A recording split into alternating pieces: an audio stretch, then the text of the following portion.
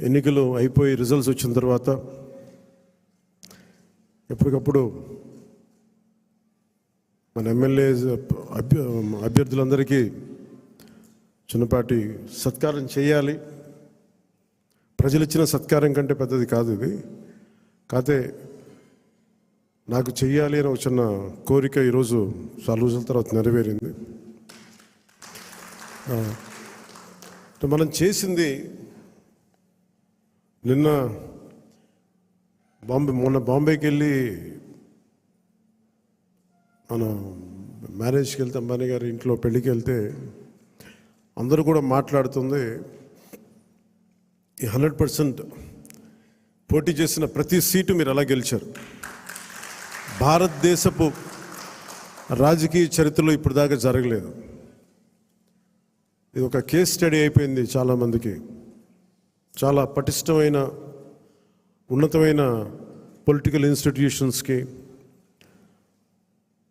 వీటన్నిటికీ ఒక study material అయిపోయింది ఎలా సాధ్యపడింది అనేది. నేను ఇదే వేదిక పైన ఈరోజు ఒకప్పుడు ఈ వేదిక చాలా పెద్దగా అనిపించేది నాకు. మన సైజు పెరగటం వల్ల, పార్టీ సైజు పెరగటం వల్ల ఈరోజు ఈ వేదిక చాలా చిన్నది అయిపోయింది. ఇదివరకు ఇదే హాల్ చాలా పెద్దగా అనిపించేది నాకు. అంటే ఎక్కువ జనం ఉండేవాళ్ళు ఆ రోజున. యాక్చువల్గా కిటకిట్లు ఆడిపోయేది, చాలా పెద్దగా అనిపించింది. కానీ ఈరోజు తక్కువ మంది ఉన్నా కానీ ఇంత చిన్నగా ఉందంటే ఆఫీస్ అనిపించింది. అంటే నాకు అనిపించింది ఏంటంటే మనకు సాధించిన విజయం ఈ ఆఫీస్ కూడా సరిపోవట్లేదు. ఇది ప్రత్యేకంగా మనం సాధించిన విజయం చాలా గొప్ప విజయం. అది ఇదే మనం దెబ్బతిన్న మన పరాజయం కానీ, మనం తిన్న దెబ్బలు కానీ ఇంకెవరన్నా తగిలిండుంటే కనీసం ఒక పక్షం రోజులు కూడా నడిపేవారా అని అనిపిస్తుంది. మీరు చూశారు, ఒక రాష్ట్రానికి ముఖ్యమంత్రిగా చేసిన వ్యక్తి ఓడిపోగానే అసెంబ్లీలు కూడా లేకుండా వెళ్ళిపోయారు. ఓటమి అంత భయపడుతుంది మనిషిని. అలాంటిది మనకి ఇంత జనబలం ఉండి ఒక్క సీటు కూడా గెలుచుకోలేని పరిస్థితుల్లో ఏదో ఒకటి వస్తే ఆ వ్యక్తిని వాళ్ళు తీసుకెళ్ళిపోయి అలాంటి పార్టీకి 100% మనం స్ట్రైకింగ్ రేట్తో కొట్టడం చాలా చాలా అద్భుతమైన విషయం. 21 ఒకలా చూస్తే పెద్ద నెంబర్ కాకపోవచ్చు 175లో, కానీ 175 ఈ రోజున 164 గెలవడానికి మనం తీసుకున్న ఈ 21 ఒక వెన్నెముగ్గా అయిపోయింది ఈ కూటమి విజయానికి. ఇది మామూలు విజయం కాదు. ఇది బయట మనం సభల్లో ఎక్కువ మనం ఊదరగొట్టుకోలేం, కానీ ఒకసారి మనం సాధించిన విజయం కూడా చెప్పడం చాలా అవసరం. ఇది నా వ్యక్తిగతంగా నేను చాలా సందర్భాలు కొన్ని సినిమాల్లో ఏదైనా చేసినా కానీ, నేను పెద్ద మాట్లాడిన కానీ, ఇది ప్రజలకు సంబంధించిన విజయం కాబట్టి ఒక మార్పు కోరుకుంటే కోట్లాది మంది ప్రజల రోడ్ల మీదకి వస్తారు. మనం చూసాం ఎంత నలిగిపోయామో మనందరం. ఇందాక పెద్దలు మనోహర్ గారు చెప్తున్నట్టుగా రోడ్డు మీదకి రావాలంటే భయపడిన సంవత్సరాలు అవన్నీ. ఒక పోస్ట్ పెట్టాలంటే భయం అందరికీ. ఏదైనా ఒక అభిప్రాయం చెప్పాలంటే భయం. పచ్చి బూతులు తిట్టేయడం, ఇంట్లో చిన్నపిల్లల్ని పెద్దవారిని చూడకుండా భయపెట్టేయడం, క్యారెక్టర్ అసాసినేషన్ కేసులు, సాక్షాత్తు ఒక పార్లమెంట్ సభ్యుడిని బంధించి మరీ తీసుకొచ్చి ఉన్నతాధికారుల చేత ఈ గుంటూరు ఈ సిఐడిదే ఆఫీస్లో ఆయన మీద పాశవికంగా ఆయన కొట్టించిన తీరు,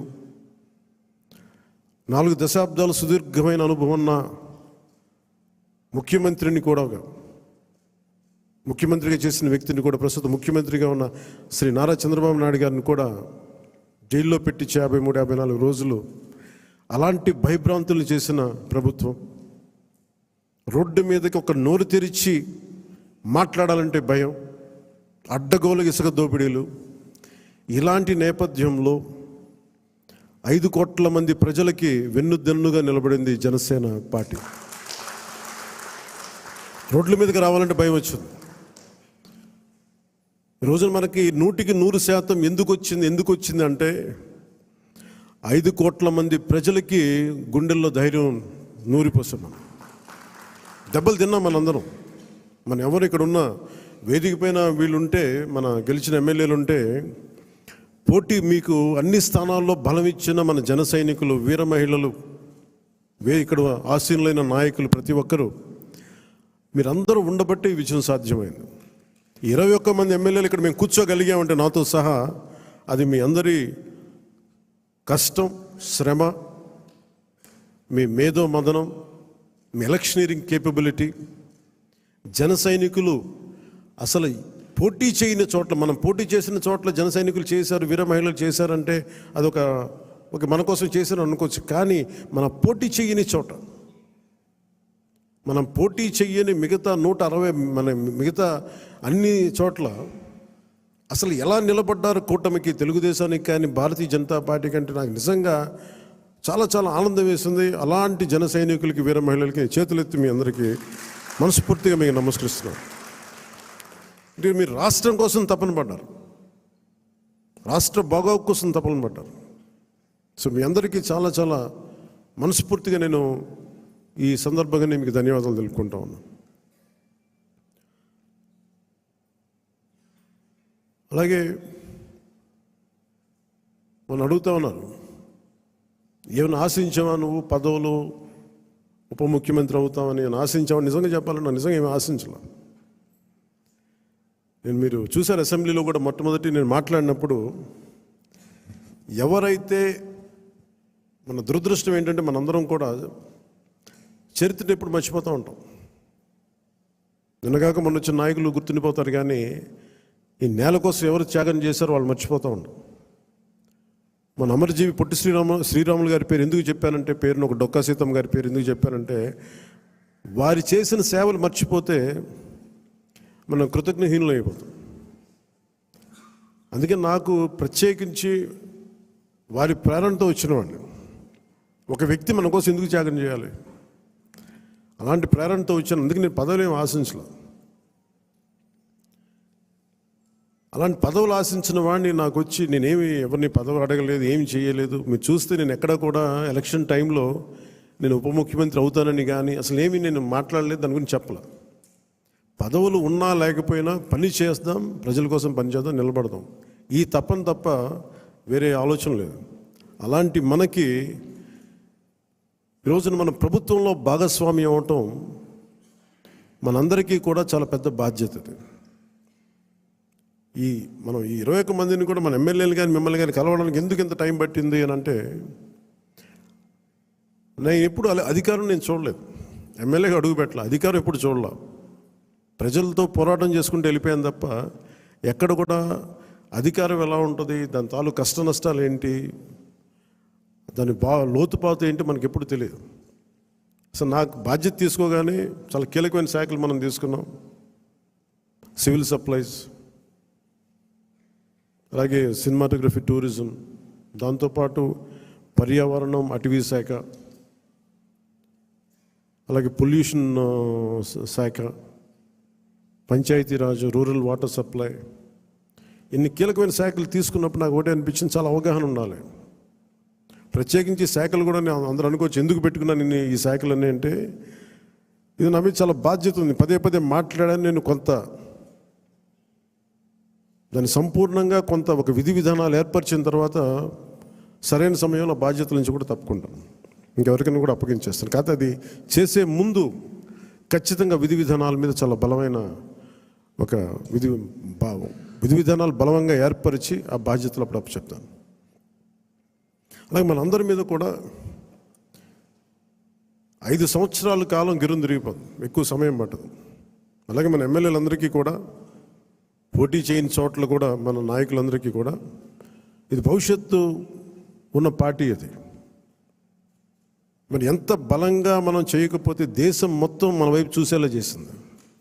దేశం మొత్తం ఈ రోజున ఎవరన్నా సరే దేశం మొత్తం మీద ఢిల్లీలో ఎక్కడికి వెళ్ళినా నన్ను పదే పిలిచి గౌరవిస్తున్నారంటే అది మీ అందరూ చేసిన కష్ట ఫలితం. అది నేను ఒక్కడిని చేశానని కానీ, నేను ముందు నడిపించానేమో కానీ, నాతో పాటు నడవడానికి మీరందరూ ఉండి 21 మంది మనకి సభ్యుల్ని, 2 పార్లమెంట్ సభ్యుల్ని గెలిపించుకొని తీసుకెళ్ళటం ఆషామాషే విషయం కాదు.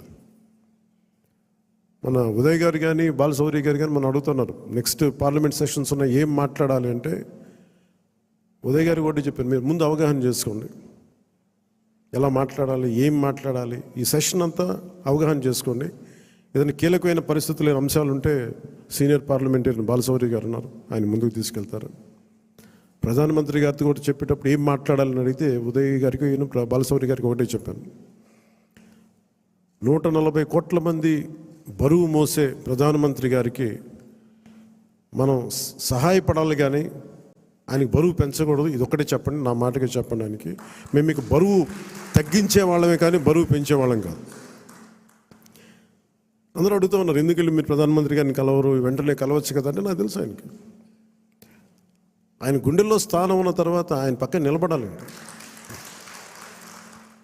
అది అవసరమైన మేరకు సరైన పరిస్థితులు వచ్చినప్పుడు ముందుకు తీసుకెళ్తాం, కలుస్తాం.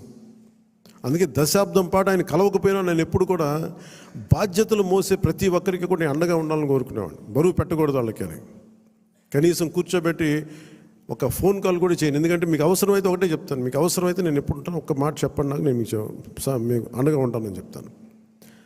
నాకు అట్లా జన సైనికులు వీర మహిళలు బలంగా నిలబడిపోయారు. నాకు ఏం ఆశించలేదు, ఎవరు కూడా చిన్న పదవి ఆశించలా, ఏం ఆశించలా.